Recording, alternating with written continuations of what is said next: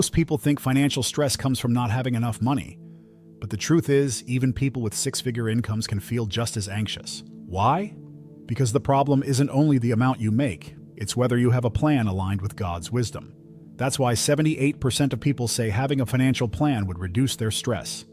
Yet few ever stop to ask, what does a biblical plan for money look like across a lifetime? Here's the uncomfortable truth. Money without order becomes a master that enslaves instead of a tool that serves. The world tells you to spend now and worry later, but Scripture points to a different path. One where each season of life carries a unique calling.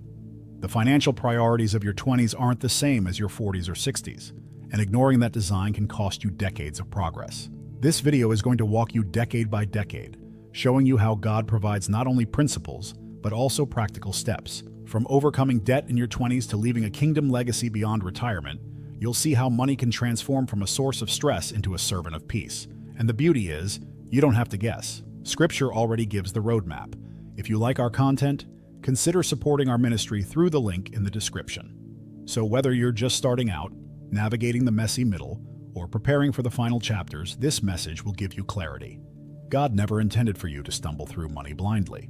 He has a plan for your business, your household, and your finances in every season of life, and it's time to discover it. The power of a plan.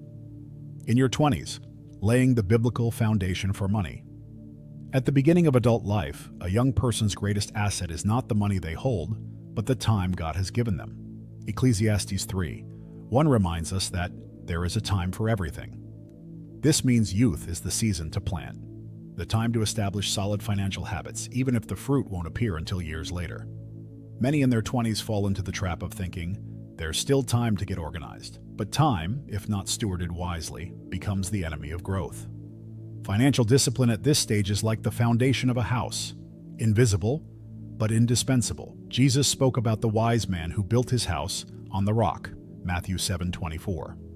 The young adult who learns to live on less than they make and rejects impulsive consumption is, in practice, building on the rock. It may not be glamorous to refuse consumer debt, but that decision separates them from the majority and puts them on the path to prosperity. This is also the age when the temptation to live for appearances is strongest.